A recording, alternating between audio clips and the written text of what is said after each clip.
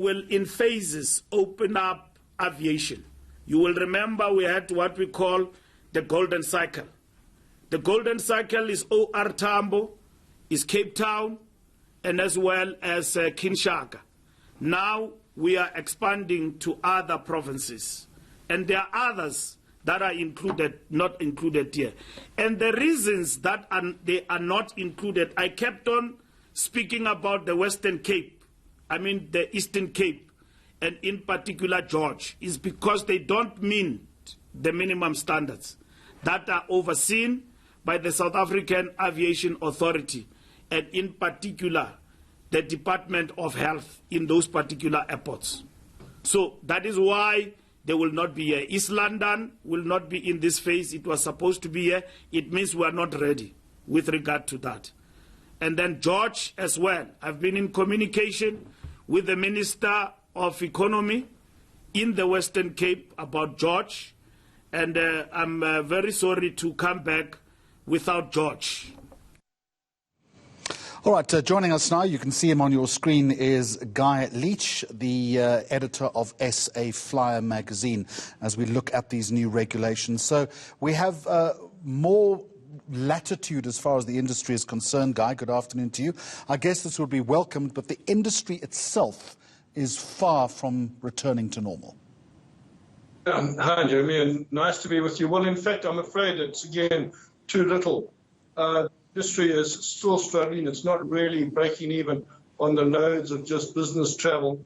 Even though they're saying they're getting 50%, there are a huge number of flights that have been combined to do that.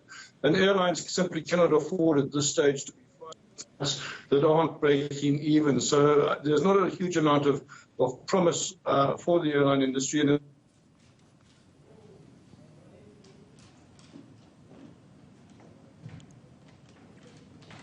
all right, we'll try to get Guy Leitch. Guy, I think you're back with us, are you? Sorry, I'm back with you. Okay, so let's pick up the thought. Yeah, I'm just saying that there's not a lot of comfort in this for the airline industry. They're stuck on the ground pretty much until normal operations resume at a minimum under level 1. Increasing the opening of the airports is not a big help.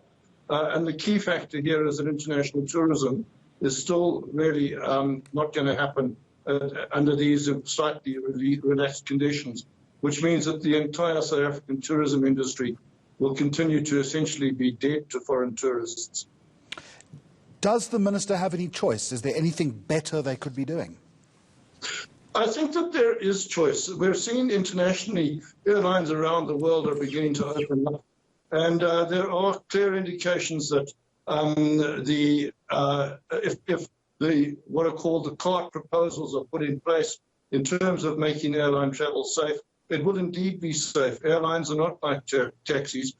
He may have a point in saying that taxis shouldn't be literally packed in like sardines, but airlines can satisfactorily fill every seat. They have these very elaborate HEPA filter systems that do pretty much filter out most of the dangerous viruses like COVID.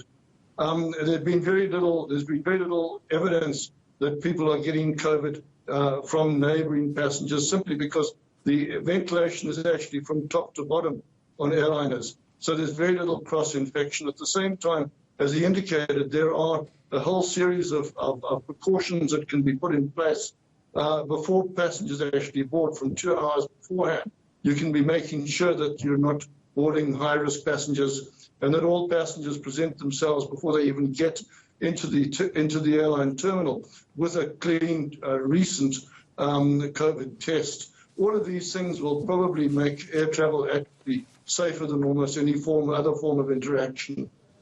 Guy Leitch, the editor of SA Flyer magazine, thank you very much indeed. To the